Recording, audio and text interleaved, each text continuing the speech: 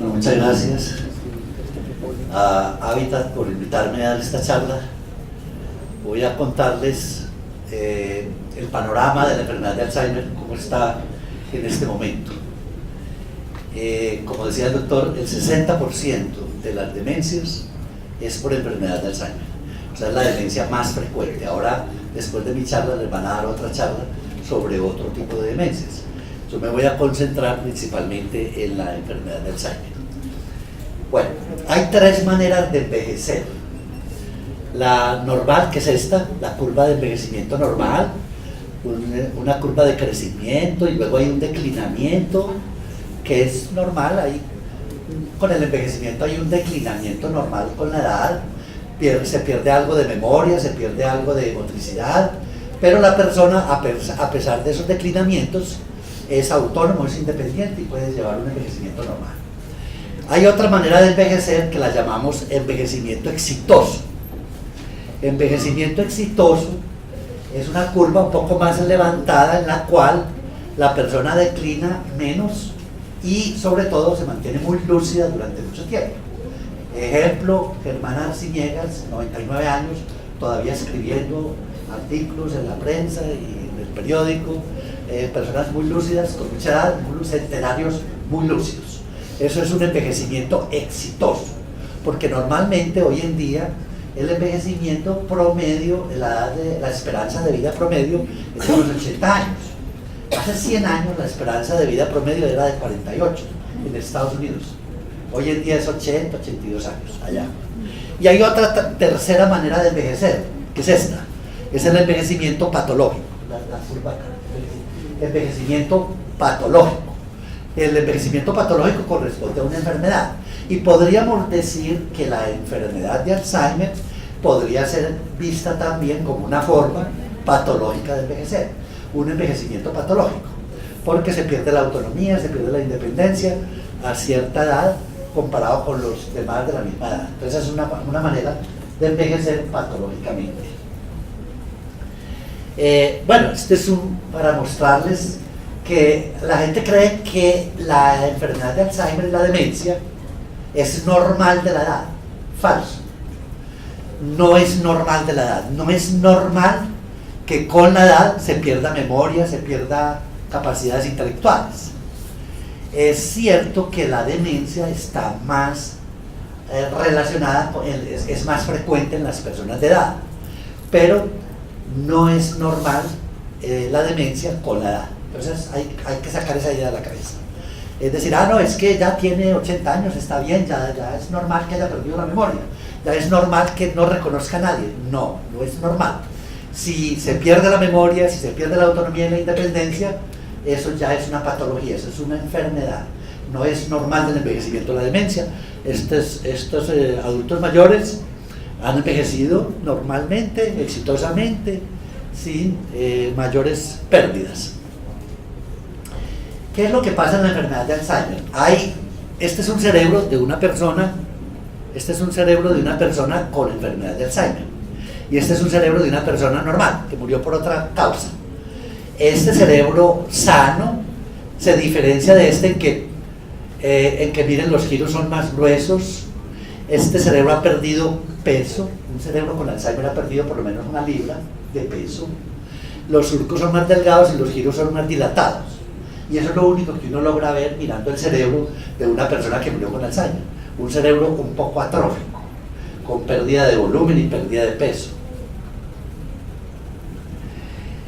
En el mundo, miren, hay 48 millones de personas con demencia en el mundo, y estas son las demencias en los países en vía de desarrollo, en este color, y aquí en países desarrollados. Pero lo importante es mirar lo que va a pasar de aquí al 2050. Se va a incrementar enormemente el número de personas con demencia. En el 2050 serán 120 millones de personas. Hoy solo hay 48 millones con demencia. En el 2050 serán 120 millones. Y la mayoría estarán en países del tercer mundo, que son estos.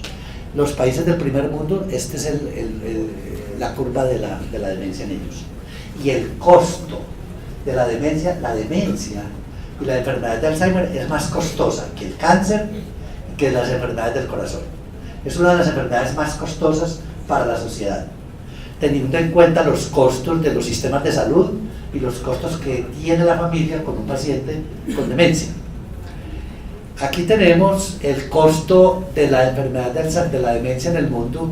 En el año 2015 se calculó en 818.000 millones de dólares, en el 2018 $1 billón, en el 2030 $2 billones, cada vez será más costosa. La enfermedad de Alzheimer... Perdón, sí. Lo interrumpo. ¿Por qué en los países tercermundistas va a ser mucho mayor el Alzheimer? Porque, por una razón, porque en los países del tercer mundo está aumentando la población de más edad. Digamos que en los países en vía de desarrollo hay mucho joven, comparado con los países ya desarrollados. Entonces hay un gran grupo de la población que está muy joven y que va a llegar y tiene una esperanza de vida más larga y va a sobrepasar los 65, 70 años. Y por lo tanto, como la demencia está en relación con la edad es el principal factor de riesgo para desarrollar demencia. Entonces habrá más gente de tercera edad, habrá más adultos mayores en los países del tercer mundo, y por eso también habrá más gente con demencia. Me pueden interrumpir cuando tengan alguna duda. La enfermedad de Alzheimer ataca principalmente una función que es la memoria. Realmente esta demencia, a diferencia de las otras demencias, empieza por la memoria, y lo primero que ataca es la memoria. Y por eso quiero hablar un poquito sobre la memoria, cómo es que el cerebro construye recuerdos, porque eso es clave para entender el problema de la enfermedad. Entonces, mire, ¿cómo se construye un recuerdo? ¿Cómo hace el cerebro para construir un recuerdo?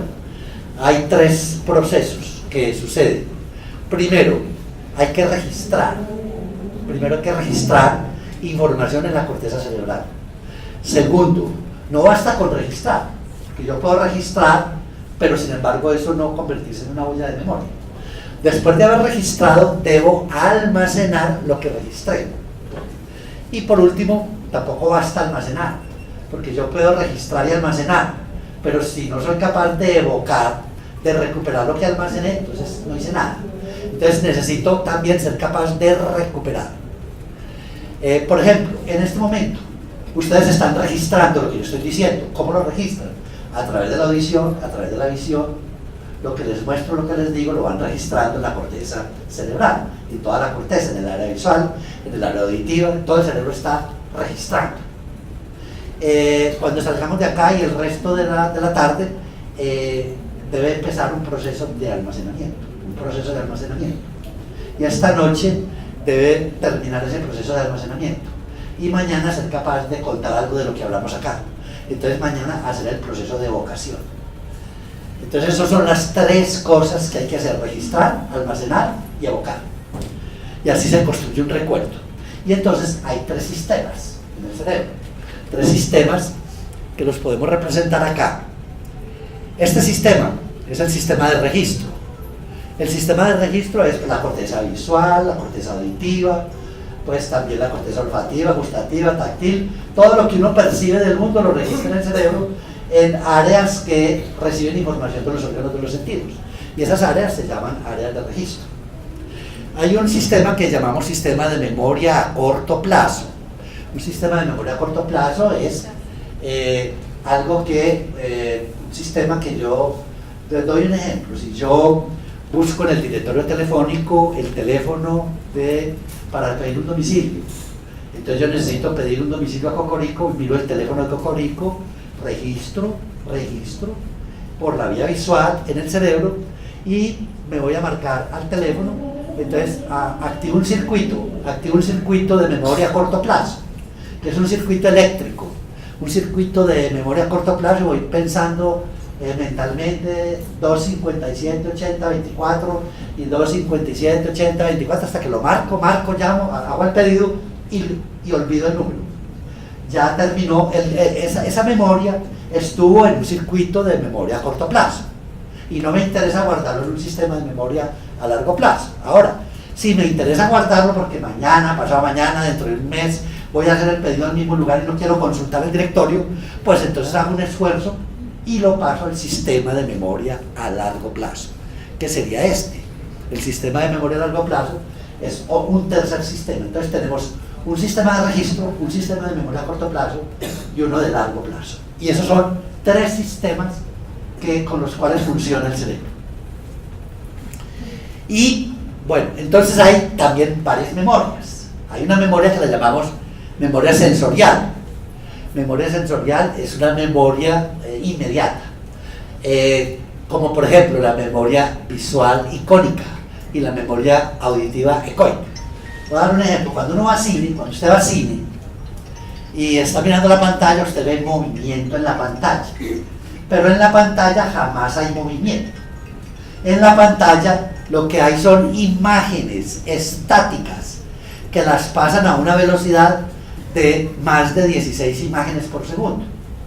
Entonces ese hecho, ¿qué es lo que pasa? Entonces se proyecta una imagen en la pantalla, usted la registra, enseguida le proyectan otra imagen, la registra, y entonces no se ha borrado la primera cuando se registró la segunda, y eso crea una ilusión de movimiento. Entonces usted puede ver varias escenas fijas, varias imágenes fijas en la pantalla, pero su cerebro construye una ilusión de movimiento y ve movimiento donde no hay movimiento.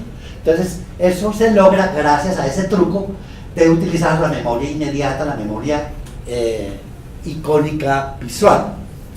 Hay otra memoria que es la memoria de trabajo. La memoria de trabajo es eso que les dije, de yo grabar mi teléfono para marcarlo, eso, uso la memoria de trabajo. Entonces esta es la zona del cerebro. Todo lo que ustedes ven de color gris es el cerebro. Se puede dividir en cerebro anterior y cerebro posterior. Cerebro anterior, lóbulos frontales, y el posterior. Registramos en el cerebro posterior. Digamos que el cerebro tiene dos grandes áreas: la anterior, que sirve para actuar sobre el mundo, y la posterior, que sirve para recibir información del mundo. Entonces nosotros actuamos con, en cierto sentido, dos sistemas: el sistema posterior, que percibe el mundo, lo analiza, y el anterior, que actúa sobre el mundo, toma decisiones sobre el mundo.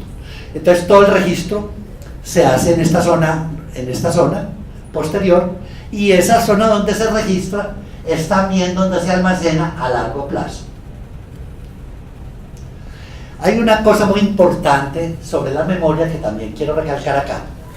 La memoria y las emociones son dos cosas muy relacionadas.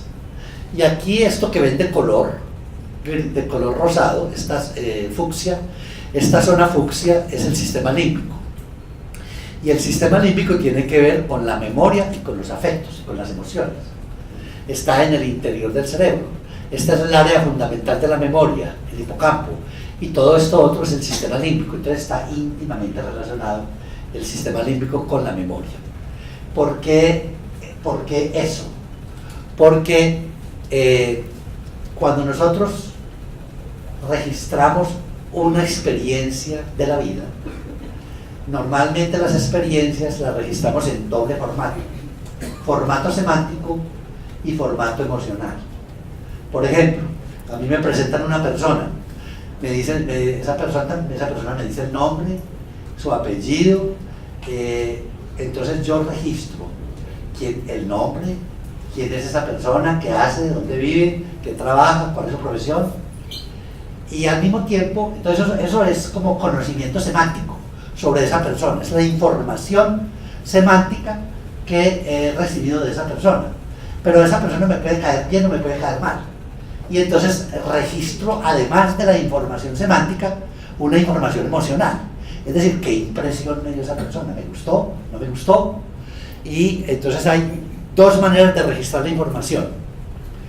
Una experiencia se registra, se almacena, digamos de manera neutral, sin mayor o menor contenido afectivo, pero en general al mismo tiempo se activa un circuito emocional, la amígdala, el sistema hormonal y una cantidad de sistemas que tienen que ver con las emociones, y entonces toda información, toda experiencia que uno vive en la vida la puede almacenar en doble formato: formato semántico y formato emocional.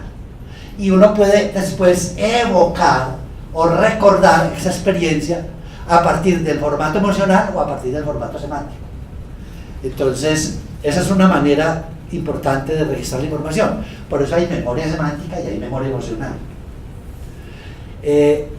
Voy a mostrarles acá cómo funcionan los circuitos de memoria a corto plazo.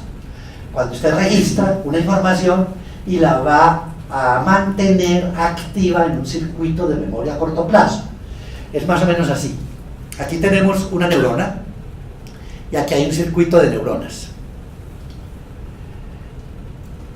Entonces, esta neurona negra se activa y produce una descarga eléctrica sobre la segunda neurona, esa sobre la tercera, esa otra sobre la cuarta, esta otra sobre la quinta. Entonces ahí se activa un circuito de neuronas que descargan eléctricamente.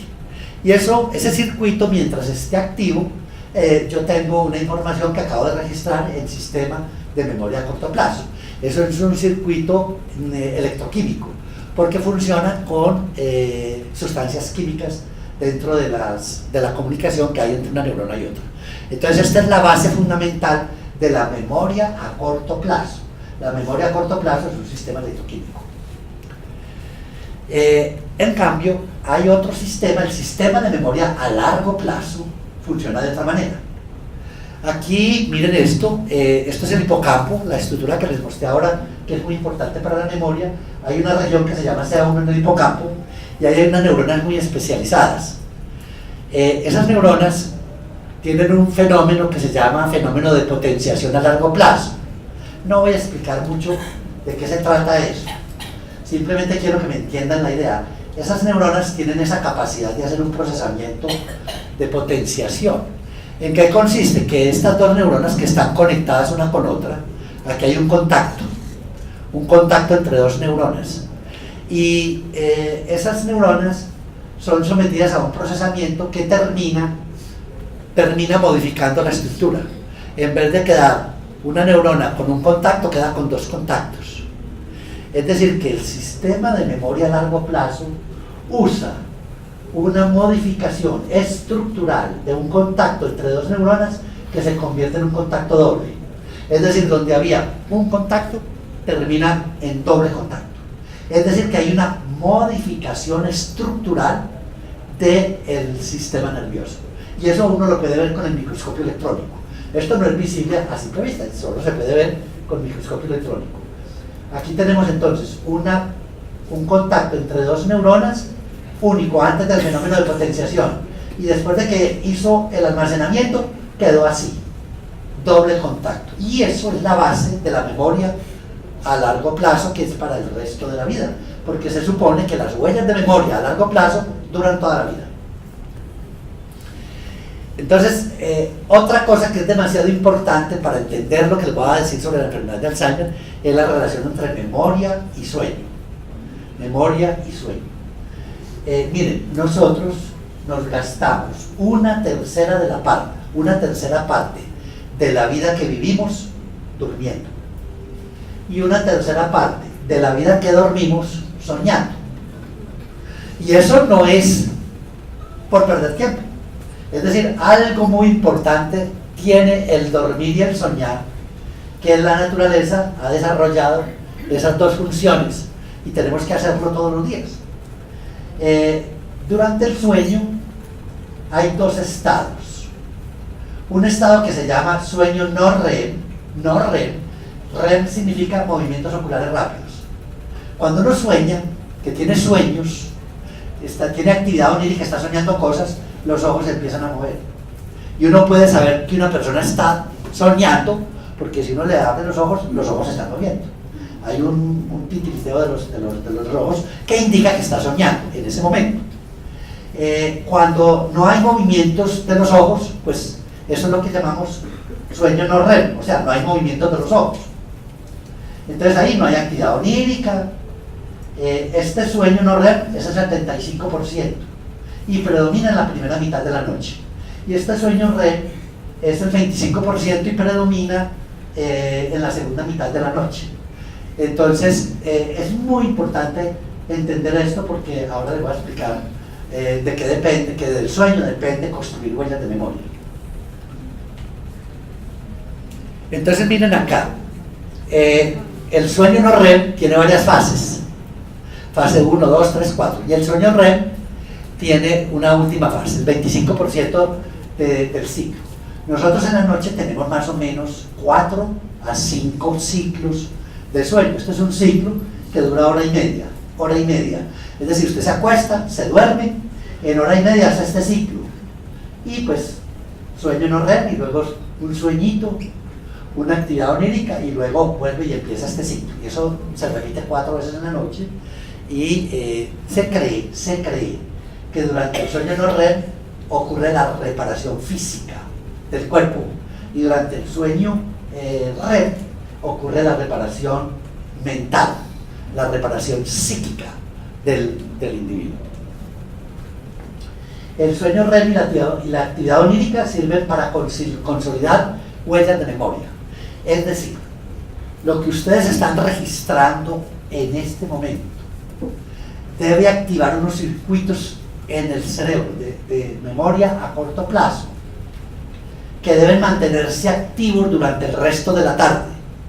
Y esta noche, cuando duerman, en los momentos de sueño REM, es cuando se van a consolidar como huellas de memoria y es cuando se van a crear dobles contactos sinápticos para construir huellas de memoria a largo plazo y que dentro de 10 años puedan contar algo de lo que discutimos esta tarde acá. Y para pasar las huellas del sistema de memoria a corto plazo al sistema de memoria a largo plazo se necesita soñar, se necesita dormir y soñar. O sea, eso no se puede hacer sin dormir y sin soñar. De tal manera que para eso es que dormimos. Para poder construir memorias. Hay un área muy importante en el cerebro para construir las memorias, que es el hipocampo. El hipocampo es esta estructura que es una estructura muy aislada dentro del cerebro. Aquí tenemos toda la corteza del cerebro hay una zona que se llama corteza entorrinal que ahora se la voy a mostrar y el cerebro dialoga con el hipocampo a través de la corteza entorrinal. Miren acá, este es un corte del cerebro coronal, como así de frente, y aquí tenemos un hemisferio, el hemisferio derecho, el hemisferio izquierdo, el lóbulo temporal de un lado, del otro lado, y aquí tenemos el hipocampo, estos son los hipocampos. Y acá la corteza entorrinal. Entonces todo lo que pasa aquí en la corteza cerebral se comunica al hipocampo a través de la corteza entorrinal. Toda la información que se registra debe venir aquí al hipocampo y después el hipocampo debe enviar información a la corteza. Entonces lo que pasa es esto, se arma un circuito de diálogo entre la corteza y el hipocampo. Y ese circuito pues va a durar toda la tarde, esta noche, inclusive es posible que en las próximas noches ese circuito siga activo y se pueda seguir almacenando. Entonces hay un circuito que se activa y ese circuito va a ser fundamental durante la noche y cuando ya la persona almacenó, pues el circuito se apaga y ya pues vienen otras experiencias que hay que hacerles el mismo proceso de almacenamiento. Así se construyen las huellas de memoria, de una manera muy simple. No deberíamos hablar de la memoria, deberíamos hablar de las memorias, porque hay muchas memorias, muchos tipos de memorias. Por ejemplo, memoria emocional. La memoria emocional depende de la amígdala. Esta es la amígdala. Memoria declarativa. Memoria declarativa es como la capacidad de que yo cuente una historia. Esa memoria depende de los hipocampos. Memoria implícita o procedural. Esa memoria es una memoria no consciente. Digamos, uno aprende a manejar carro y después sabe manejar carro sin pensar qué tiene que hacer. Usted no tiene que pensar, voy a poner la primera, la segunda, la reversa. Usted maneja automáticamente, con el automático. Eso es una memoria automática, procedural, implícita. Y ahora sí, con esa introducción sobre la memoria, quiero introducir el tema de la enfermedad de Alzheimer. Como les decía ahora, este es un cerebro con Alzheimer, este es un cerebro normal, este cerebro está atrofiado, ha perdido peso y volumen.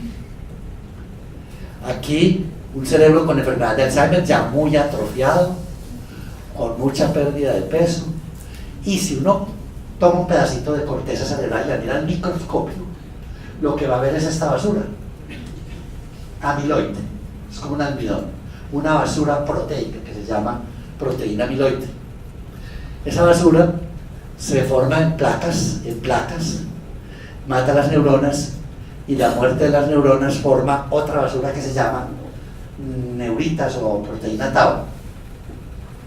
Entonces aquí tenemos un cerebro normal. Un cerebro normal tiene muy pocas placas, muy pocos ovillos. Un cerebro con Alzheimer tiene muchas placas y muchos ovillos. Ahora, ¿de dónde sale esa basura? El amiloide. Hay una proteína muy grande que se llama la proteína precursora de amiloide, que es esta. Tiene un pedazo acá que se llama A-beta amiloide. Normalmente debe ser cortado acá por esta enzima que se llama alfa secretasa y se producen dos fragmentos que tienen actividad protectora. Pero a veces fracasa el corte de alfa, actúa beta y gamma y entonces se corta acá y se corta acá y se produce un fragmento que es insoluble. Y eso es lo que forma la basura. Mírenlo de esta manera, esta es la neurona, el interior de la neurona y la membrana de la neurona. Aquí está la proteína precursora de amiloide. Esto debería cortarse acá, pero por alguna razón fracasa ese corte y se corta acá y acá, y entonces se produce fragmentos de amiloide. Miren, este es un corte normal, produce un fragmento de amiloide y ese fragmento va formando un pegote de amiloide que es lo que da origen a la placa, y la placa es la que empieza el proceso de dañar las neuronas, de matar las neuronas.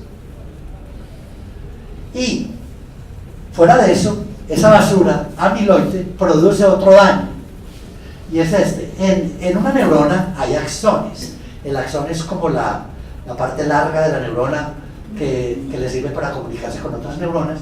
Esos axones tienen en el interior muchos microtúbulos, como tuberías de PVC, pero hechas de proteínas contráctiles, que se llama tubulina. Y esos microtúbulos están amarrados con unos cordones, que son cordones de proteína tau. Cuando la proteína tau se daña, se hiperfosforila, los microtúbulos se pliegan sobre sí mismos y se daña el transporte axonal.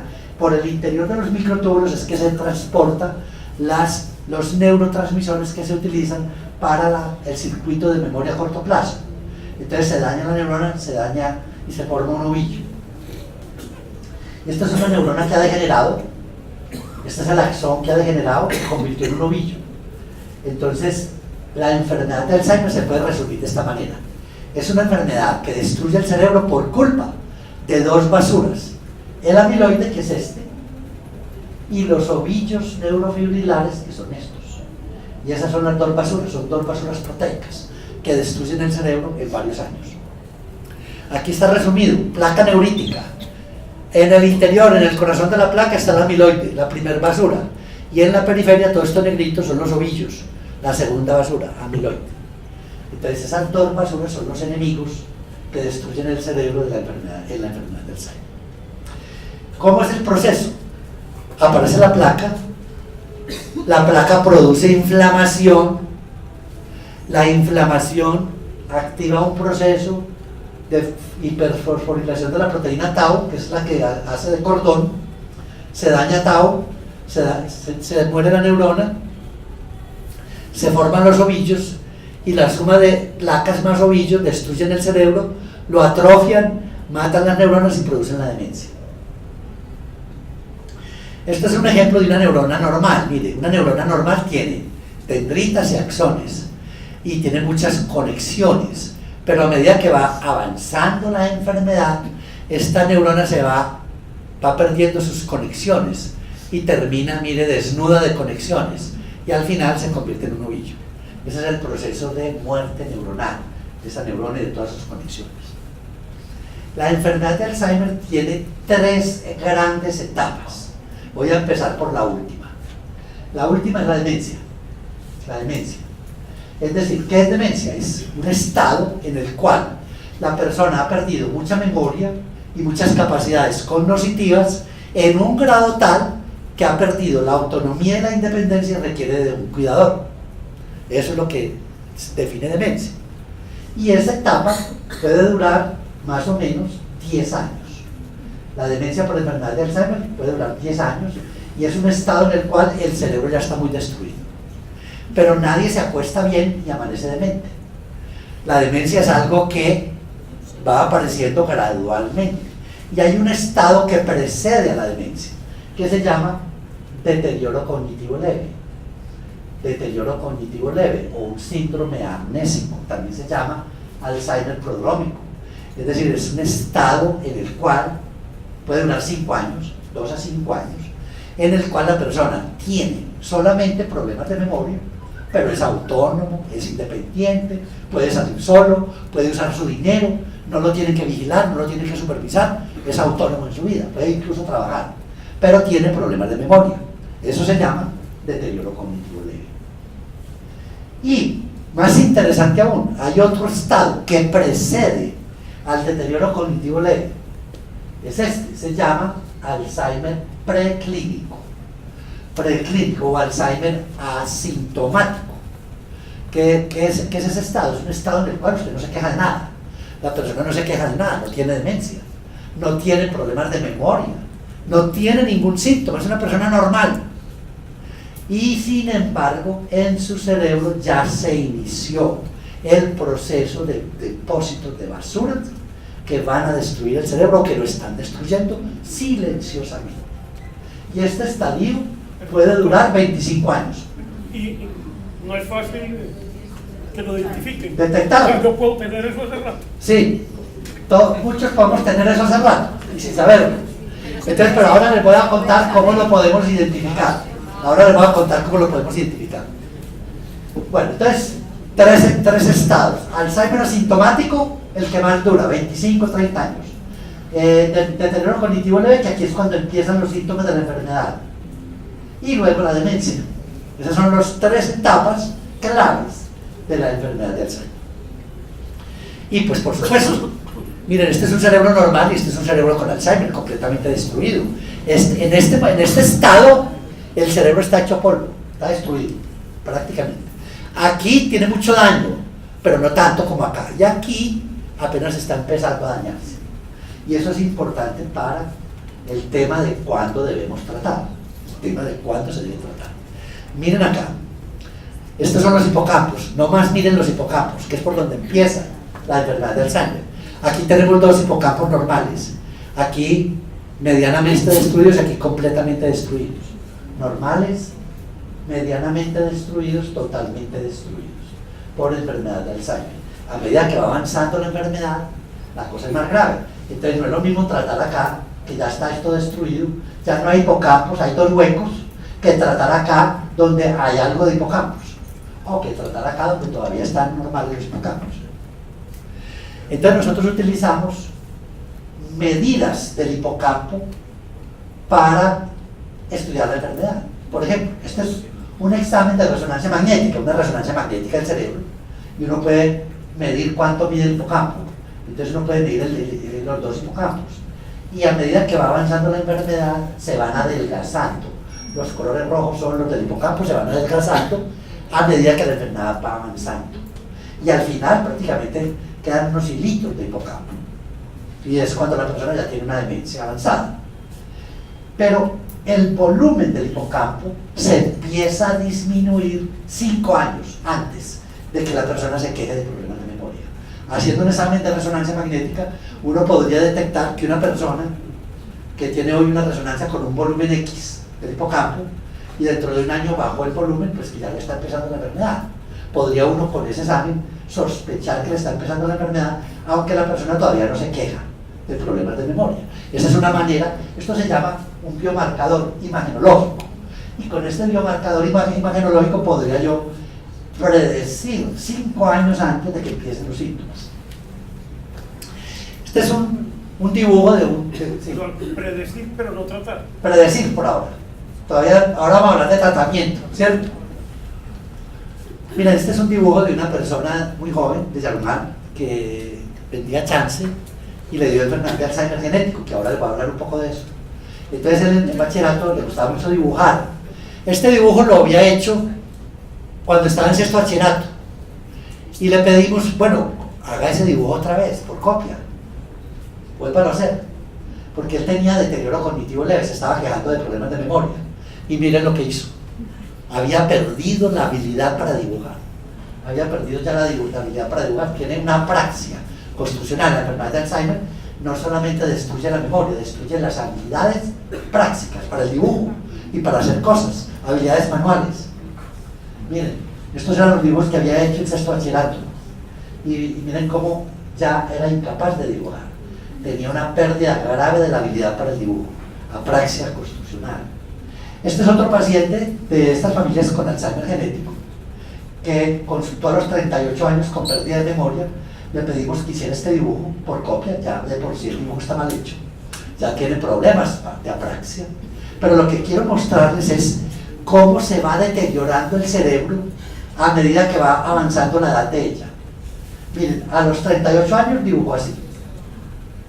A los 43, miren, incluso repitió este componente del dibujo, pensó que no lo había hecho.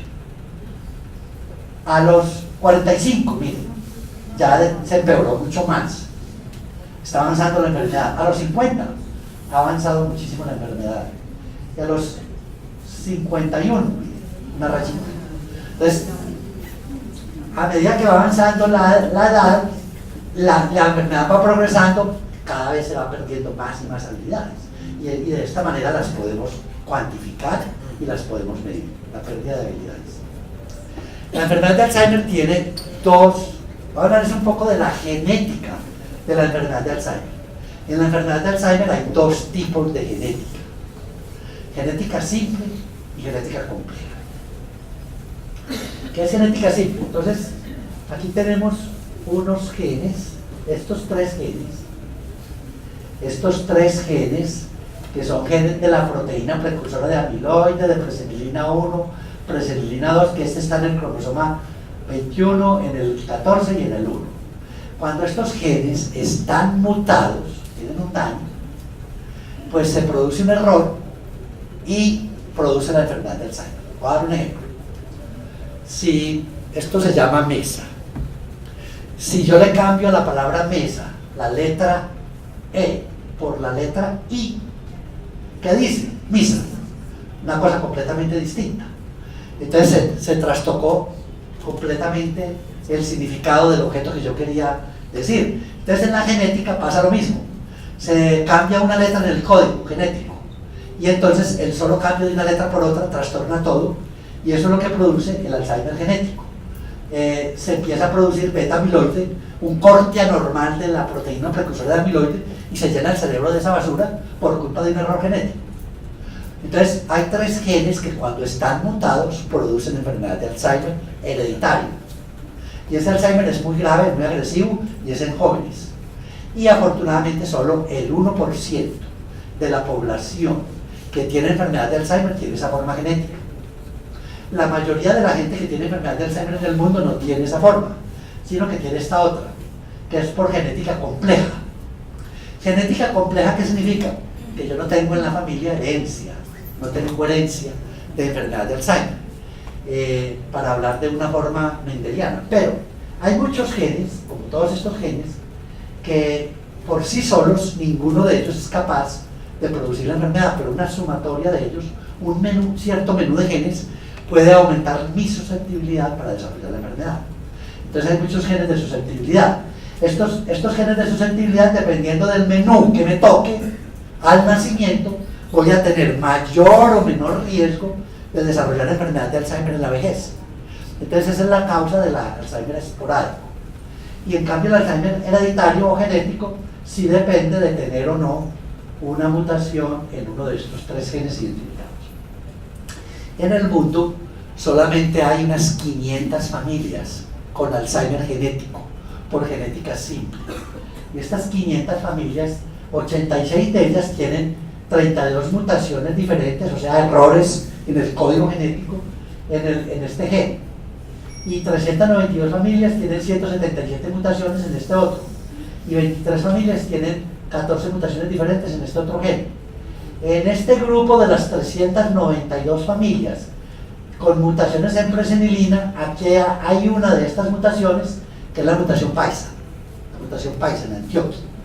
que lo tienen 25 familias de estas, 25. Pero esas 25 familias probablemente representen la población más grande del mundo con una forma genética de Alzheimer. Y tienen este error en el código. En el codón 280 del gen de la presenilina 1, por eso se llama la mutación de 280A, que nosotros, para no tener que decir ese número, decimos mutación paisa, porque solamente existe en Antioquia, solamente ha sido reportada en Antioquia. Esta mutación se descubrió en el año 1995, pero nosotros habíamos empezado a identificar en la Universidad de Antioquia familias con Alzheimer genético desde el año 1984.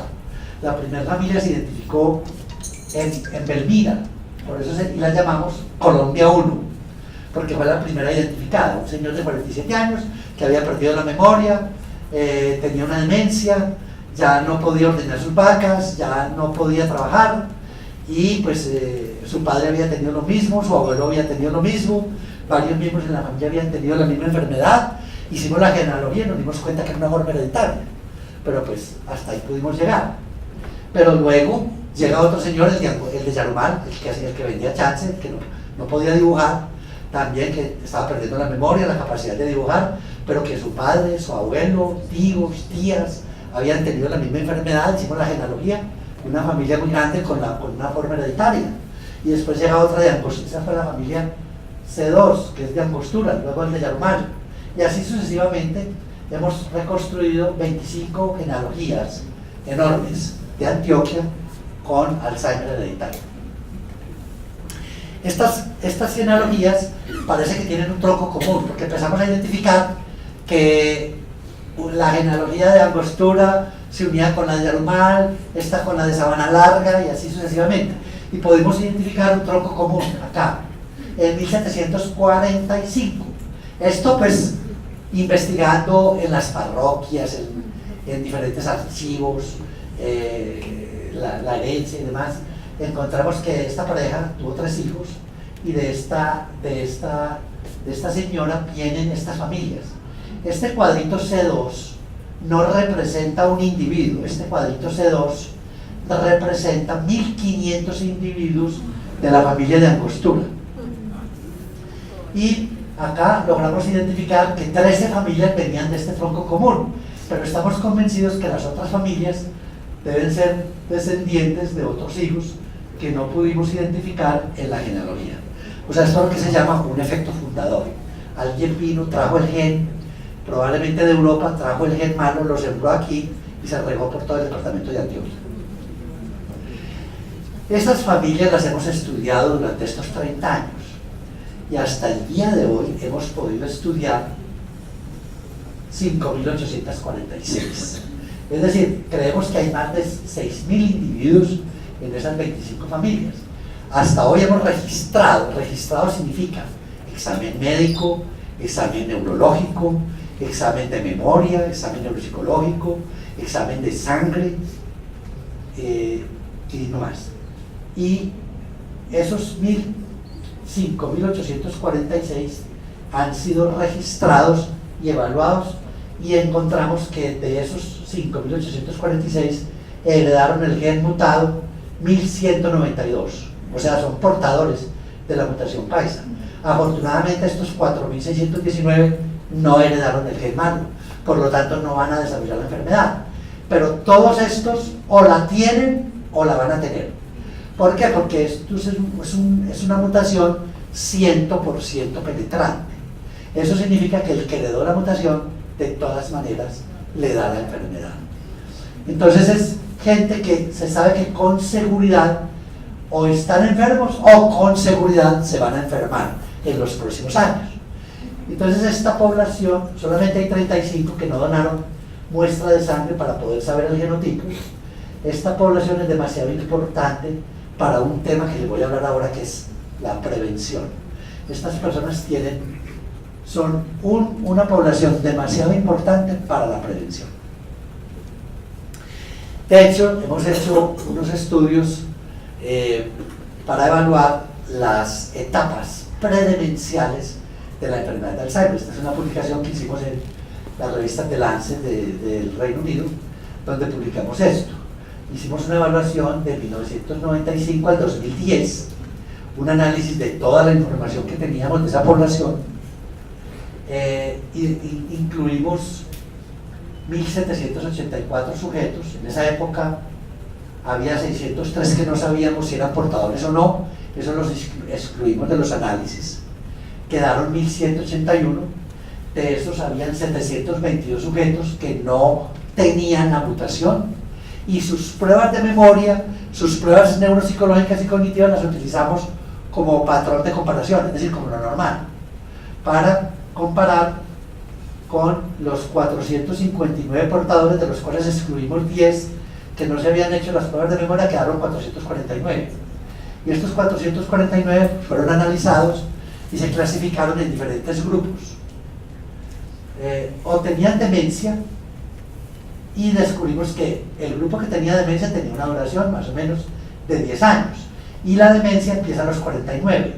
Generalmente se mueren a los 59 o 60. De la demencia dura 10 años y empieza a los 49. Antes de la demencia hay una etapa que se llama deterioro cognitivo leve, que empieza a los 44 y dura hasta los 49. Pues que es el periodo que les decía de amnesia, pero sin demencia. Antes de la deterioro cognitivo leve hay un periodo que lo llamamos predeterioro cognitivo leve sintomático.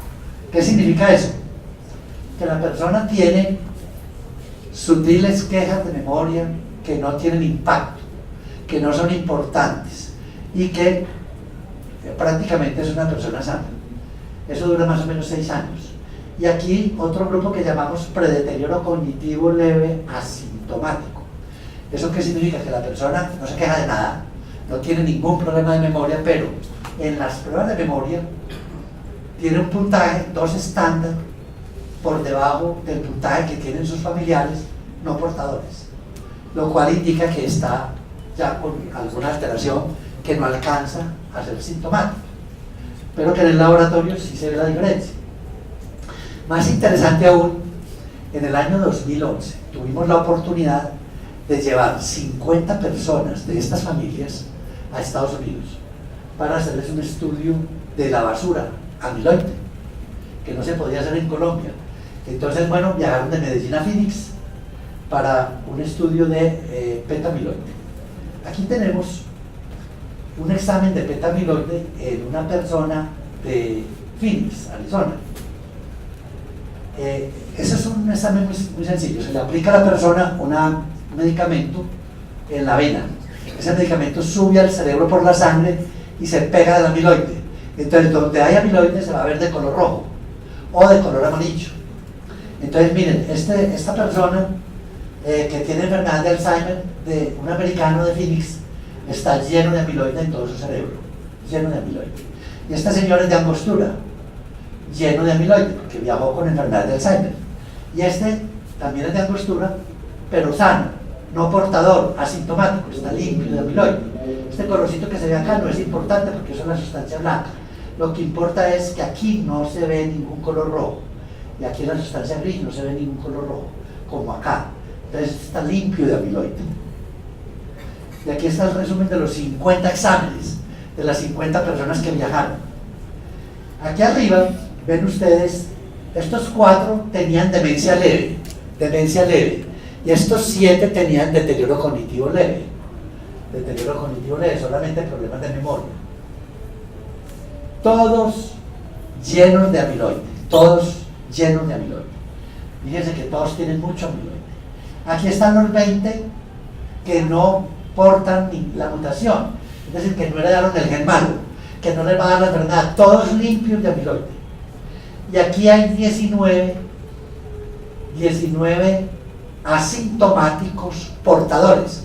En realidad habíamos seleccionado 20, pero como el trámite de la visa se demoró 8 meses, más o menos, entonces uno de los asintomáticos se convirtió a deterioro cognitivo leve mientras tramitaba la visa, y entonces le tocó viajar como deterioro cognitivo leve. Por eso aquí quedaron 19.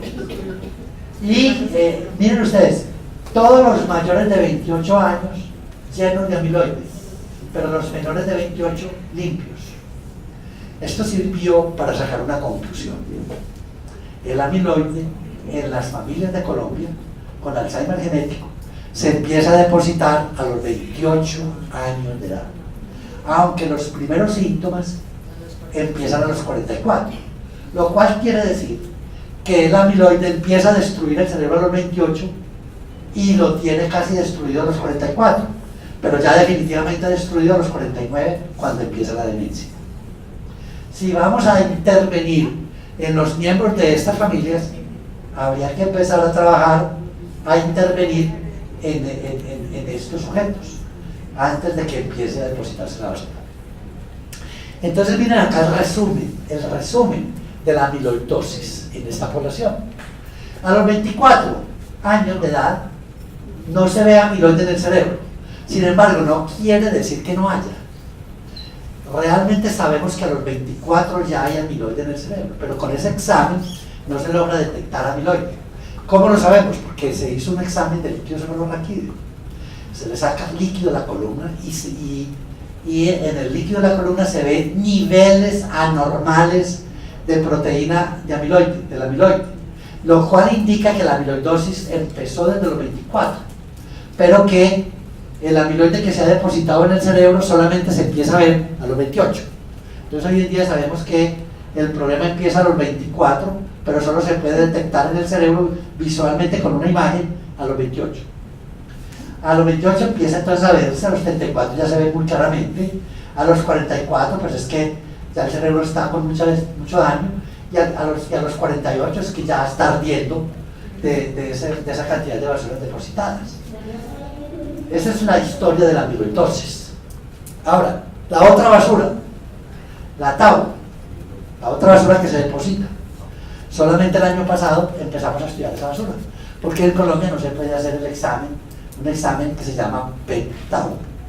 Para hacer ese examen estamos llevando 50 personas de estas familias a Boston, y lo que hacemos es un examen, también se les inyecta en la vena una sustancia que sube por la sangre del cerebro y se pega de la proteína tau, y entonces uno puede ver la proteína tau pintada de color rojo donde haya proteína tau. Claro, los primeros 5 sujetos que llevamos a Boston los escogimos de 28 años, porque dijimos, vamos a ver, ya sabemos, a los 28 hay amiloide, queremos saber si a los 28 hay tau. Pues no había tau, limpiecito el cerebro de tau a los 28, pero a los 38, miren, ya empezamos a ver tau, a los 48 mucho tau, y a los 44 pues está lleno de tau. Prácticamente de los 44 en adelante, realmente el cerebro se inunda de esa segunda basura. Y entre amiloide y tau terminan destruyendo completamente el cerebro. Entonces ya conocemos más o menos el comportamiento de esas dos basuras. Ahora, esto también es un estudio que hicimos y lo publicamos en esta revista. Es una cosa un poco compleja, simplemente para resumirlo es así. Nosotros hemos hecho evaluaciones de memoria a toda esta población de esta familia, pues les hacemos evaluación de memoria cada 2 años o cada año, una evaluación de memoria a los enfermos y a los sanos, y tenemos registros desde la década del 80, tenemos registros de cómo era la memoria de cada uno de ellos. Entonces hemos podido evaluar una cosa que se llama punto de cambio. Punto de cambio es en una prueba de memoria de 10 palabras, una prueba de memoria de 10 palabras que simplemente el psicólogo le dice a la persona: aprendas estas 10 palabras y luego me las cuenta, me las dice. Entonces uno puede evaluar cuántas palabras retuvo la persona, que retuvo 10, que retuvo 9, que retuvo 3. Entonces se pudo detectar un punto de cambio en la prueba de memoria de 10 palabras, y eso se hizo utilizando un grupo de 493 personas portadoras, excluyendo todos los que tenían epilepsia, enfermedades sistémicas, alcoholismo, drogadicción, problemas psiquiátricos, para eliminar como factores de confusión. Y concluimos que detectamos que a los 32 años hay un punto de cambio. La curva de memoria, el puntaje que la persona tenía de memoria cae y baja el puntaje. Doctor, Sí. ¿puede existir un Alzheimer con una sola basura o necesariamente están las dos? No, tiene que estar las dos. ¿Así? Si ahí no está la basura, no es Alzheimer. Pero es el único motivo de causa del Alzheimer, esas dos basuras, o Sí. hay otros motivos para que... Esas dos basuras. ¿Y cómo se sabe que, por decir algo, en el resto del mundo, en la China o eso, no haya otro gen diferente al Tau o al... Bueno, hay el Alzheimer esporádico, que no tiene que ver con esos genes de causalidad, también se depositan las dos mismas basuras. Ah, Y ahí no sabemos por qué. En el Alzheimer genético sí sabemos por qué se deposita la basura, por la mutación genética. En el Alzheimer esporádico, donde no hay una herencia, no se sabe por qué, pero el fenómeno es el mismo. Siempre hay dos. Siempre hay son dos esos basuras, factores. siempre hay dos basuras, siempre hay esas dos basuras. Entonces aquí lo que quiero mostrar es el resumen de la historia de esta enfermedad. Mire, aquí tenemos la etapa clínica de la enfermedad. Bueno, a los 49 empieza la demencia, la persona muere a los 59 o 60. Esta es la etapa de la demencia. Aquí tenemos el inicio del deterioro cognitivo leve a los 44. Toda esta fase se llama clínica. ¿Por qué? Porque la persona se está quejando de un síntoma clínico. Y toda esta etapa se llama fase preclínica. Fase preclínica es fase asintomática. Es una fase en la cual la persona no se queja de nada. Y esta la podemos dividir en varias fases. Fase 0. Entre el nacimiento, cuando la persona nace con el gen malo, y los 24 años, que podemos detectar una anormalidad en el líquido cefalorraquídeo, que hay una anormalidad en el amiloide en el líquido cefalorraquídeo. Esa la llamamos fase 0. Fase 1, entre los 24 y 28, cuando aparece por primera vez el amiloide positivo. Fase 2, de los 28 a los 32. A los 32 aparece por primera vez un declinamiento cognitivo en la prueba de memoria.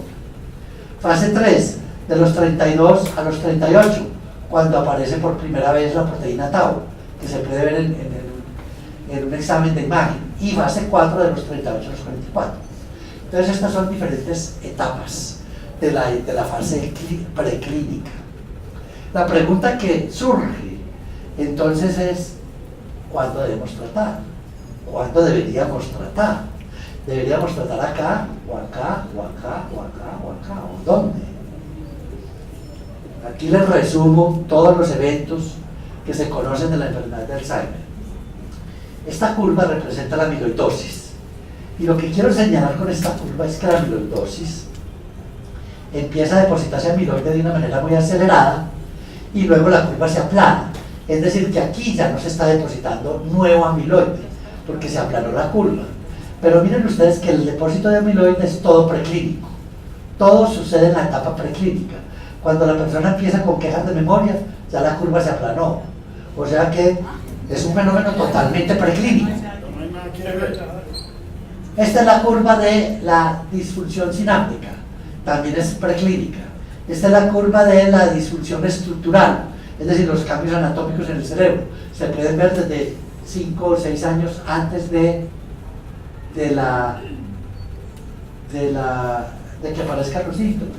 Esta es la curva de la pérdida de memoria, que empieza incluso también en la etapa preclínica, porque a los 32 años, antes del deterioro cognitivo leve, podemos detectarla.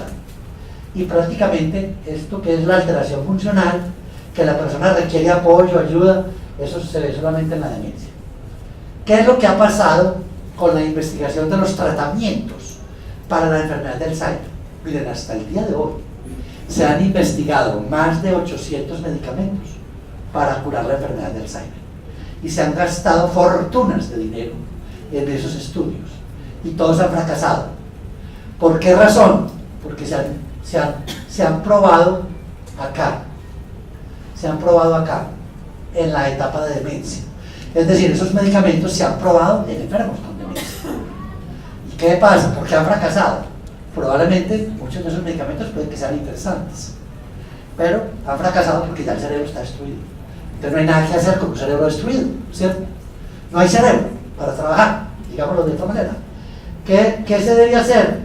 Deberíamos corrernos hacia la izquierda y tratar acá, más hacia la izquierda. No tratar tan tarde, estamos tratando demasiado tarde. Este cuadro representa el mundo de los medicamentos en investigación para la enfermedad. En el centro, en este centro están los 4 medicamentos que hoy en día podemos conseguir en las farmacias. La memantina, el donepezilo, los parches, el Reminil. Esos medicamentos son los únicos que hay en fase 4. Es decir, que lograron pasar todas las etapas de investigación y autorizaron que los vendieran en las farmacias. Ninguno de ellos cura la enfermedad.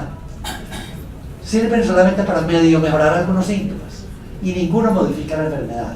O sea, no sirve. Apenas medio sirve para algo, ¿cierto? No sirve. No sirve. Es decir, algo ayuda, mejoran un poco los, digamos, llamémoslo de otra manera. Son paliativos. Son paliativos. Mejoran los síntomas, pero no sirven para la enfermedad. No la curan ni la modifican. Pare de contar. Pero la controlan un tris. Sí. Doctor, entonces en ese orden, que miran la prevención, cómo es previene. Allá vamos, sí, la prevención es la clave. Entonces, esos medicamentos son medicamentos que los llamamos paliativos. Mejoran un poco, sirven un poco, pero no curan. En el siguiente círculo están los medicamentos que están en fase 3. Fase 3, ¿qué es? Fase 3 son medicamentos que están siendo ensayados en grandes grupos poblacionales, en miles de personas. El otro círculo, es los medicamentos que están en fase 2. Fase 2 son medicamentos que apenas están siendo utilizados en pequeños grupos de personas, cientos de personas, no miles. Y fase 1 es este círculo. Fase 1 es este círculo. En ese círculo están los medicamentos que por primera vez se están usando en humanos, por primera vez en humanos. Y este más grande es el círculo que corresponde a medicamentos que todavía no se están usando en humanos, sino que se están ensayando en ratones con Alzheimer o en animales con Alzheimer, pero no en humanos, para probar seguridad. Entonces, la investigación de los medicamentos tiene que pasar todas esas etapas para que pueda ser autorizado para ser vendido en una farmacia. Estos 4 medicamentos que estaban en fase 3 fracasaron. Estos 2 fracasaron en los 4. Este fracasó en el 2013. Todos están fracasando, pero todos esos medicamentos los están usando para demencia, ¿cierto? Ahora, fíjense ustedes, para que un medicamento que está en fase 3 llegue a la fase 4, es decir, que se pueda conseguir en una farmacia, se necesita más o menos 5 años de investigación. Para que pase de fase 2 a fase 4 se necesitan 10 años. Para que pase de fase 1 a fase 4, 15 años. Y para que pase de fase, este fracasó en el 2013. Y para que pase de fase 1 a fase 4, se demora más o menos 25 años.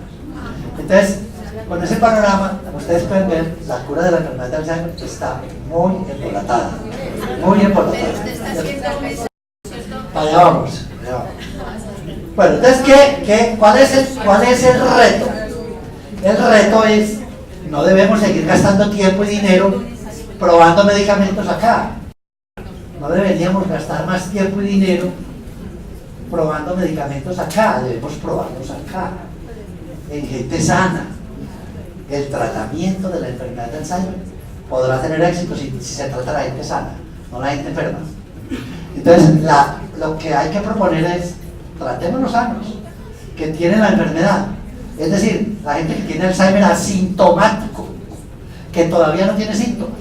Esa es la gente que deberíamos tratar, no el enfermo. El enfermo ya es incurable. El enfermo es incurable.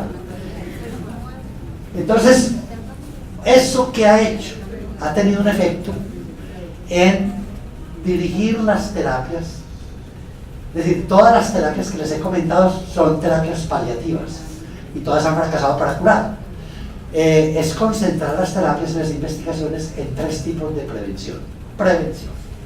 Entonces hay 3 tipos de prevención. Prevención terciaria, prevención secundaria y prevención primaria. Empecemos con la prevención terciaria. ¿En qué consiste la prevención terciaria? Prevención terciaria consiste en esto: buscar gente con deterioro cognitivo leve, con problemas de memoria, pero sin demencia, que sean autónomos, que sean independientes, que estén trabajando, pero que tengan problemas de memoria. Y empezar a tratarlos, si tienen deterioro cognitivo leve por enfermedad de Alzheimer, empezar a tratarlos para impedir que evolucionen a demencia. Es decir, para mantenerlos por lo menos en deterioro cognitivo leve. Eso se llama prevención terciaria. Prevención terciaria es en enfermos, pero en enfermos que no están muy enfermos, que apenas están empezando a enfermarse. Pero mejor que prevención terciaria sería hacer prevención secundaria. Prevención secundaria, ¿en qué consiste? Prevención secundaria consiste en tratar gente que ya tiene la enfermedad, porque ya tiene las basuras en su cerebro, aunque no se queja de nada, pero está lleno de basuras. Limpiar esas basuras, sacar esas basuras e impedir que desarrolle síntomas. Eso se llama prevención secundaria. Eso es lo que estamos haciendo aquí en Antioquia, un estudio de prevención secundaria, porque estamos tratando personas mayores de 30 años. ¿Y por qué pusimos esa edad? Porque a los 30 ya sabemos que tienen basuras. Ya vieron ustedes que a los 28 se empieza a depositar el amiloide. Entonces escogimos personas de 30 años, asintomáticas, mayores de 30, asintomáticos, pero que tuvieran un gen que los condena a padecer la enfermedad, y empezamos a darle un medicamento que lo que hace es limpiar amiloide, con la esperanza de que si limpiamos el amiloide no se produce la otra basura, la tau, porque no tenemos en este momento un medicamento para limpiar tau. Entonces estamos usando un medicamento que limpia amiloide con la esperanza de que limpiando amiloide no se produzca la basura tau y podamos prevenir el inicio de los síntomas de la enfermedad. Pero mejor, y solamente hay 5 estudios en el mundo de prevención secundaria. 5. Este que se hace en Colombia, uno que se hace en California y otro que se hace en Washington y en otras ciudades de Estados Unidos. Pero más interesante que la prevención secundaria sería hacer prevención primaria. La prevención primaria, ¿en qué consiste? Sería dar un tratamiento para impedir que se produzca la basura. Estamos limpiando basuras. Lo ideal sería que no hubiera que limpiar basuras, que no se depositen basuras en el cerebro. Y para eso se necesitaría pues un medicamento que actúe de una manera tal que impida la producción de basuras, y para dárselo a personas menores de 28. Menores de 28. Y menores de 28, pues jóvenes y quizás niños. Ahora, no existe todavía el primer estudio de prevención primaria en todo el mundo, pero nosotros creemos que vamos a ser los primeros en poder hacer un estudio de prevención primaria. ¿Por qué? Porque tenemos 400 jóvenes menores de 28 años con el gen malo, menores de 28 años. En esa población deberíamos hacer un estudio de prevención primaria. Entonces, miren, ¿se puede prevenir el Alzheimer? Pues no, hoy no se puede prevenir, pero estamos optimistas de que de pronto sí. ¿Cómo se puede prevenir? Haciendo prevención terciaria. Nosotros vamos a empezar estudios de prevención terciaria el año entrante en el grupo de neurociencias. Es decir, el año entrante aspiramos a poder ofrecerle a la comunidad un primer estudio de prevención primaria, que consistirá en invitar gente con problemas de memoria, sin demencia, y que quieran recibir un medicamento experimental que limpie el amiloide para que no evolucione la demencia. Obviamente habrá que comprobar que la persona tiene amiloide, ¿cierto? Que tiene, no solo que tiene problemas de memoria, sino que el problema de memoria es por amiloide, para poderlo vincular a un estudio de uso de un medicamento que sea capaz de limpiar amiloide. Entonces aspiramos a empezar un estudio de prevención terciaria el año entrante, dirigido a gente con problemas de memoria, sin demencia. Ya estamos haciendo el estudio de prevención secundaria, que empezó en el año 2013, se va hasta el 2022. Solamente en el 2022 vamos a saber si tenemos éxito. Pero es probable que en los próximos años podamos iniciar otros estudios de prevención secundaria en otras familias que se identifiquen con otros genes afectados. Prevención primaria. Aspiramos a poder empezar un estudio de prevención primaria en el 2019. Es decir, aspiramos a tener un medicamento experimental que ya le podamos ofrecer a los menores de 28 años que portan esta mutación del paisa para que no se produzca amiloide en su cerebro, no se deposite. Bueno, y otra cosa, vamos a empezar un estudio de envejecimiento exitoso. Sí. Para Alzheimer esporádico, ¿han previsto en el grupo de ustedes algún tipo de intervención de prevención o solamente para el genético? No, solamente para el Alzheimer esporádico en la etapa de deterioro cognitivo leve. Es decir, no para la persona con demencia, sino para la persona con deterioro cognitivo leve o etapa muy leve de la enfermedad, que apenas está empezando. Porque no somos optimistas para incluir en esos estudios a las personas que ya tienen demencia. Pero sí, esporádico en etapa de deterioro cognitivo leve. Pero cuando hay esa pérdida de memoria, o sea, esa pérdida de memoria es a largo plazo o a corto plazo.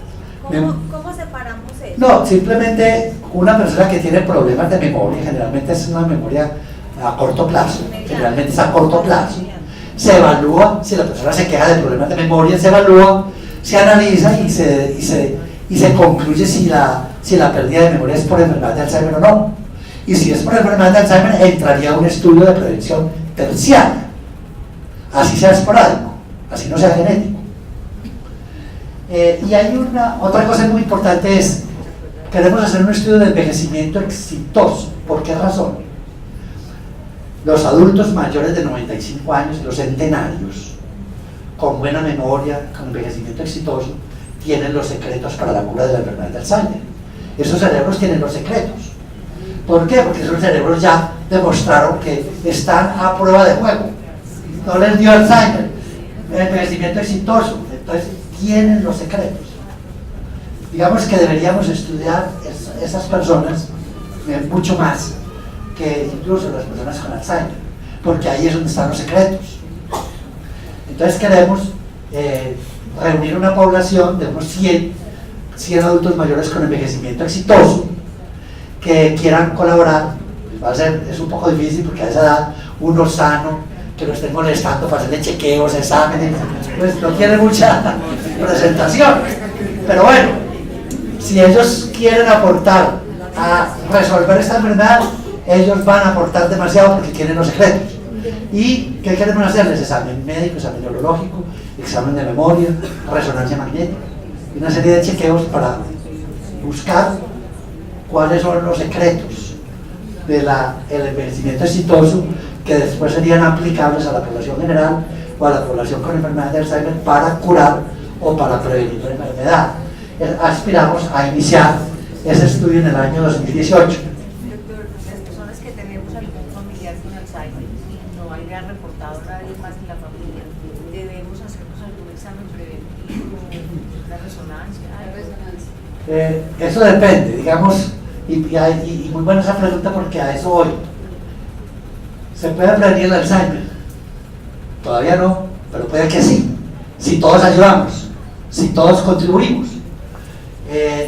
¿Cómo podemos contribuir? Pues necesitamos identificar poblaciones especiales de personas que quieran contribuir a buscar una solución. ¿Quiénes, por ejemplo? Mire, el Alzheimer familiar se expresa en adultos jóvenes y el riesgo de heredarlo es alto. Si tienes un familiar con pérdida de memoria progresiva antes de los 60 años, llámenos. Y llámenos, ahí está el teléfono, llámenos. Si tiene un familiar, un amigo, un conocido con pérdida de memoria grave, importante, o con demencia, o con Alzheimer, que empezó antes de los 60 años, llámenos. ¿Por qué? Porque esa persona puede ser clave.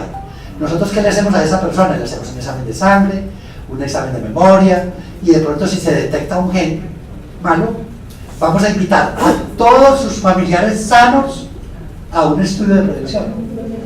No es ni siquiera para tratar el enfermo. El enfermo con demencia ya está muy enfermo y probablemente no le vamos a resolver el lío. Le vamos a ayudar a llevar su enfermedad.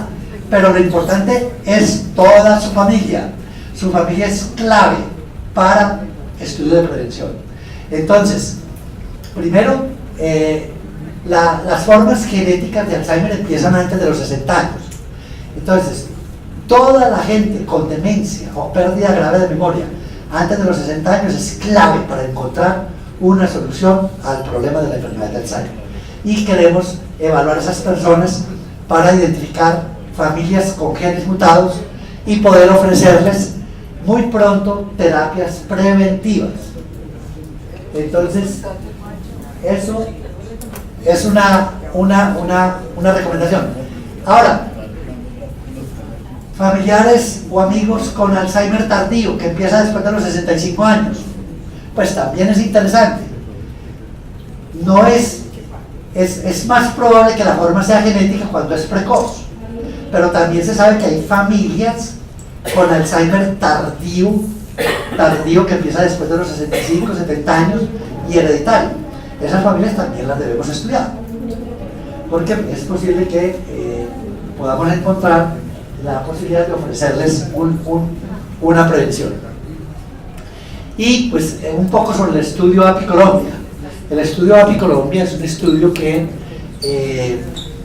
se realiza el grupo de neurociencias con financiación del Instituto Nacional de Estados Unidos, el Instituto Nacional de Salud con el Instituto Banner de Arizona y un laboratorio farmacéutico, Genentech y Roche.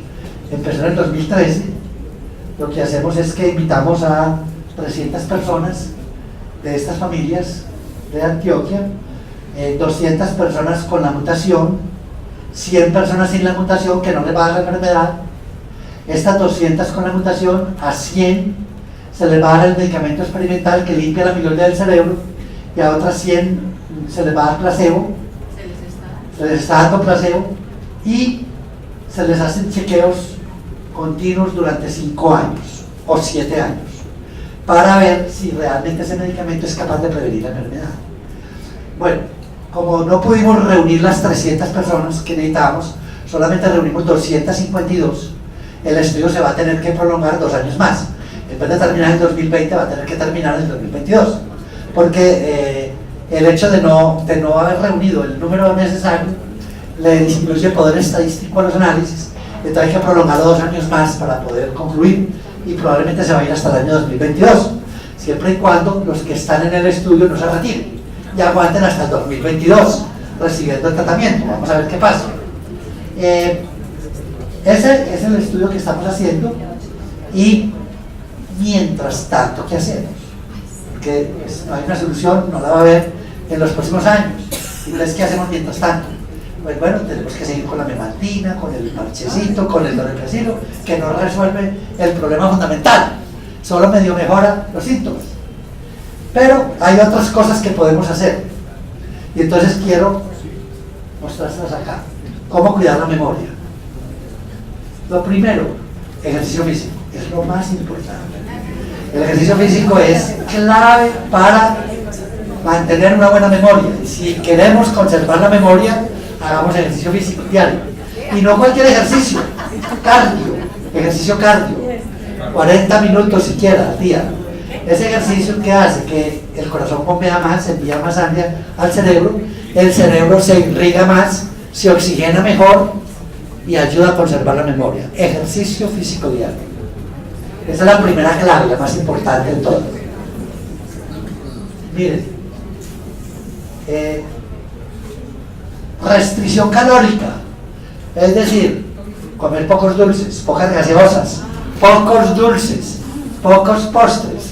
Restricción calórica, estos son unos micos con restricción calórica y estos sin restricción calórica. El que tiene restricción calórica tiene 86% más de supervivencia que el que no tiene restricción calórica. Estos los dejaban comer, estos comían de todo.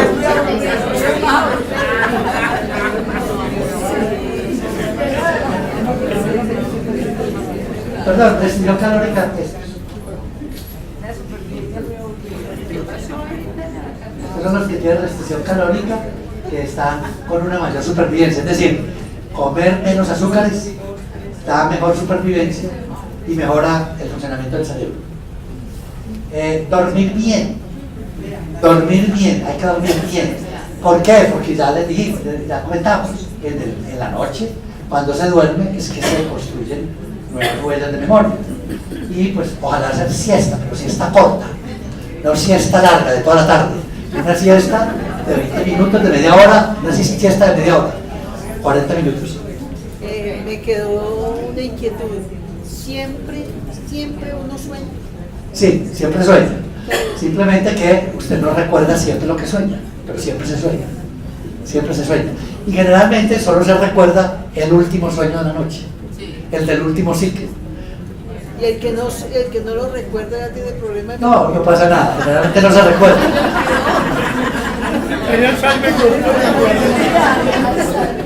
Tranquila, no hay que recordarlo. Nunca me acuerdo. No hay que recordarlo, entonces que sueño, aunque no lo recuerde.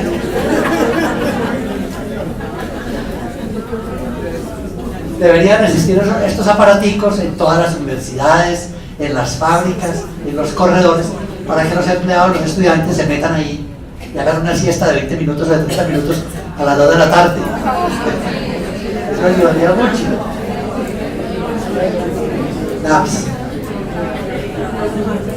Actividad intelectual, ser muy activo intelectualmente, mantenerse activo intelectualmente, leer, escribir, hacer juegos, retos, en fin, actividad mental.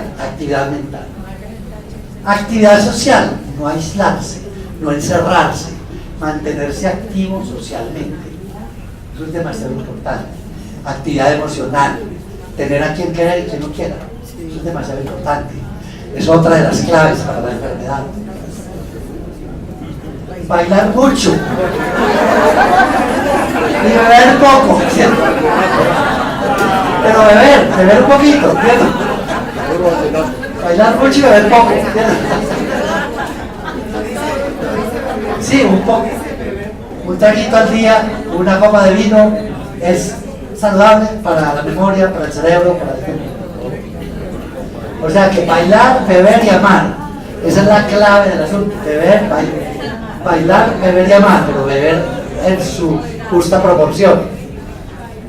Entonces estos son los 6 pilares para prevenir la enfermedad: actividad física, ejercicio, actividad mental, cognitiva, actividad onírica, dormir bien, actividad social, actividad gastronómica, comer bien, saludable, frutas, verduras, pocos azúcares, y actividad relajante, disminuir el estrés. Bueno, esas son las claves mientras se encuentra un medicamento que prevenga la enfermedad, y probablemente va a ser muy difícil encontrar uno que la cure, porque cuando la persona tiene demencia probablemente ya la enfermedad es incurable. Ahora, miren esto, una discusión entre 2 adultos mayores con envejecimiento exitoso. ¿Y tú qué prefieres? ¿Que te dé el Parkinson o el Alzheimer? Dice, pues claro que prefiero el Parkinson, porque es preferible derramar un poco el vino que olvidar dónde carajos dejé la botella.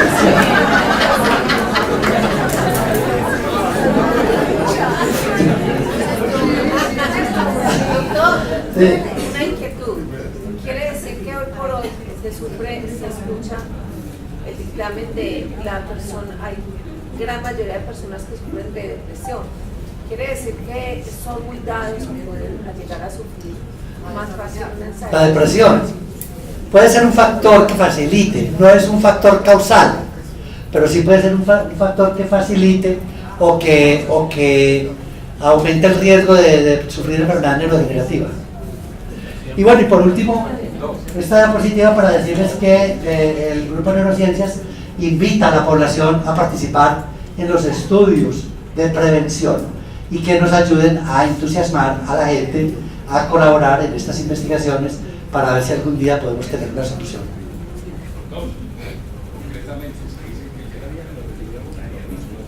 ¿Cómo? Ser vegetariano ayuda a esa dieta alimenticia que usted recomienda, Bueno, ser vegetariano es una dieta sana, y puede ayudar mucho más que una dieta libre de todo tipo de componentes nutritivos. No. No, y tampoco el mensaje es, en cuanto a la dieta, tampoco el mensaje pues, es que haya que quitar completamente los dulces. Es simplemente no abuse de los dulces, no abuse de los alimentos con azúcar, disminúyalos en su justa proporción. No es que estén prohibidas las carnes, pero prefiera la nutrición saludable, donde predominan verduras y frutas. Pero hay vegetarianos con Alzheimer. Sí, también les da Alzheimer a los vegetarianos. El ser vegetariano no te va a liberar de la posibilidad de tener Alzheimer. Los genetistas es muy importante porque nos ayudan a identificar genes de causalidad y genes de susceptibilidad. Y eso va a servir para clasificar la población, cómo se debe tratar.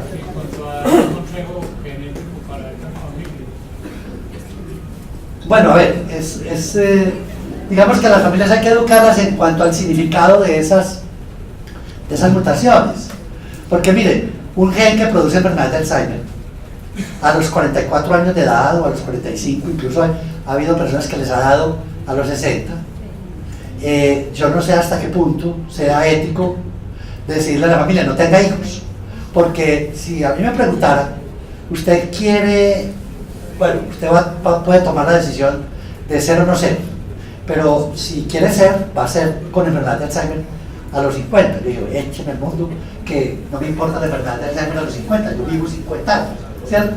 Los vivo bien. Entonces, no les damos una recomendación de que no tengan hijos, no, cada cual tomará su decisión, a sabiendas de cómo es la enfermedad. Eso es distinto a una enfermedad que la persona empieza sufriendo desde que nace. Esta no, porque es una enfermedad que empieza muy tarde. Entonces la persona puede tener una vida, hoy en día, una persona que tiene un gen con Alzheimer, pues mal podría yo decirle no tenga hijos, porque puede que para cuando esos hijos tengan 30 años ya está la prevención resuelta, el tema de la prevención resuelto. Doctor, usted habló de que aún después de 70 años se puede presentar ciertos problemas de deterioro cognitivo leve o avanzado. Ciertos neurólogos recomiendan que se vaya donde el neuropsicólogo, y esos neuropsicólogos tratan como de ayudar a las personas para que vayan teniendo. ¿Eso es confiable o no es confiable? Todas estas reflexiones que hacen los neuropsicólogos para... La neuropsicología es muy importante en el manejo de la enfermedad. ¿Por qué? Porque el neuropsicólogo, ¿qué hace? Primero evalúa si la persona tiene un problema de memoria que se pueda clasificar como deterioro cognitivo leve o no. Y segundo, además el neuropsicólogo o la neuropsicóloga puede ayudar a la estimulación cognitiva. Y eso ayuda. No resuelve el problema, pero ayuda. O sea que si además se hace ejercicio físico, se hace estimulación cognitiva, el neuropsicólogo, se come bien, se duerme bien, se tiene buena actividad social, pues la persona tiene todo lo que necesita para su enfermedad. Se habla bastante utilizando el término basura, y el aire de Medellín está lleno de basuras, y esas partículas PM2.5 de las que tanto hablan las están relacionando a una cantidad de problemas que tienen que ver con la demencia. Yo no sé si usted nos puede ayudar a entender si hay una relación ahí. No con la demencia de Alzheimer, digamos ese tipo de basuras que se pueden detectar en el medio ambiente, en un ambiente contaminado, pueden dañar el cerebro y podrían producir demencia y podrían producir trastornos cognitivos, pero en ese caso no sería por enfermedad de Alzheimer, sino una demencia tóxica. Así como, por ejemplo, también puede haber una demencia por alcoholismo, eso es una demencia tóxica, o por drogadicción, gente que ha tenido drogadicción, han dañado y destruido el cerebro con drogadicción. Entonces esas son demencias tóxicas. Cuando usted nos dice que las personas mayores tienen más capacidad de poder estar bien, me pregunto yo, anteriormente la alimentación era más sana, hoy el alimento tiene mucho químico, ¿no tiene mucho que ver con eso? Sí, la alimentación es muy importante pues, no solamente para la demencia, sino para la salud en general. No, pero la pregunta es, ¿no será que todos los químicos que se utilizan hoy para los productos que se generan tienen mucho que ver con esa problemática? Los productos que se utilizan en los alimentos. O sea, toda la creación que hay es a base de químicos. Bueno, sí, es decir, los alimentos procesados químicamente pueden tener problemas. Es decir, no que produzcan enfermedad de Alzheimer, sino que producen otros problemas a nivel cerebral que podrían facilitar o empeorar una enfermedad como esta. Hay una enfermedad que se llama amiloidosis macular, que es en la piel. ¿Eso tiene algo que ver con eso? Bueno, en la enfermedad de Alzheimer también hay amiloidosis vascular, es decir, que el amiloide no solamente se deposita en el cerebro, sino también en los vasos del cerebro. Y también puede que se deposite algo de amiloide en la enfermedad de Alzheimer en el cuerpo, pero ese amiloide en los otros órganos no produce tanto daño como el que produce en el cerebro. Y hay amiloidosis de otras partes del cuerpo que no tienen nada que ver con la amiloidosis de la enfermedad de Alzheimer. ¿Se han identificado con ciertos medicamentos que aumentan la incidencia de demencia? Sí, hay medicamentos que aumentan la incidencia de demencia, por ejemplo, los tranquilizantes, las benzodiazepinas. Esos medicamentos dopan el cerebro de alguna manera y entonces pueden afectar la memoria, pero no producen enfermedad de Alzheimer, sino que la persona puede producir pérdida de memoria por culpa del medicamento. A veces uno identifica que alguien tiene mucho problema de memoria por un medicamento, quita el medicamento y se mejora el problema de memoria. La fluoxetina está entre... ¿Qué tipo de pérdidas de memoria son las que me deben preocupar? ¿Cuáles tengo que ir a... Bueno, esa pregunta es muy importante. Digamos, mire, los olvidos son una función normal del cerebro y es maravilloso que podamos olvidar. ¿Qué tal que no pudiéramos olvidar? ¿Cierto? Entonces, olvidar no es un problema, olvidar es fisiológico y es normal. Entonces no hay que angustiarse con los olvidos, porque eso, la diferencia entre un computador y un cerebro es que un computador que olvida es basura. En cambio, un cerebro que no olvida está muy mal. Un cerebro debe olvidar, porque no todo hay que aprenderlo, no todo hay que guardarlo, hay cosas que hay que olvidar. Entonces, ¿cuándo se debe usted preocupar por sus olvidos? Cada que tenga, pues si tiene olvidos, hágase esta pregunta: si los olvidos lo afectan en su vida laboral, familiar o social, debe consultar.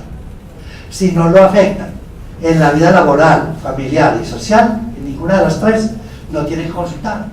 No pasa nada, es normal. Loquito, normal. Hágase esa pregunta y simplemente, si la responde sí, vaya donde el médico. Si la responde no, no tiene que ir donde el médico. En el Alzheimer no genético, porque hemos hablado mucho del genético. Sí. Y por ejemplo, yo creo que en este salón a la mayoría estamos en el Alzheimer no genético, que se presenta por encima de los 65. Sí. ¿Qué probabilidad hay de que se transmita en las otras generaciones? Bueno, el Alzheimer no genético yo lo definiría de esta manera. No es que no sea genético, sino que la genética es compleja y no simple. Porque en el otro, el que llamamos genético, es porque tiene genética simple. Un solo gen es responsable de la enfermedad, causa la enfermedad. Un solo gen mutado causa la enfermedad. En el esporádico, donde no hay genética, no hay herencia, ¿cómo es el asunto? Ese Alzheimer tiene una genética compleja. Es decir, que sí hay factores genéticos y son muy importantes, pero los factores genéticos consisten en múltiples genes de susceptibilidad, un menú de genes de susceptibilidad. Por ejemplo, hay un gen que se llama ApoE. Si usted, entonces el ApoE puede ser 2, 3 o 4. Si usted es ApoE2, pues tiene un factor protector para la enfermedad de Alzheimer. Ya sabemos que el ApoE es protector, ApoE2 es protector. Pero si usted es ApoE4, como siempre tenemos los genes por duplicado, si usted es ApoE44, entonces el riesgo de sufrir enfermedad de Alzheimer es del 80%. No causa la enfermedad. Puede ser ApoE44 y no darle la enfermedad, pero tiene un 80% de riesgo de que le dé la enfermedad.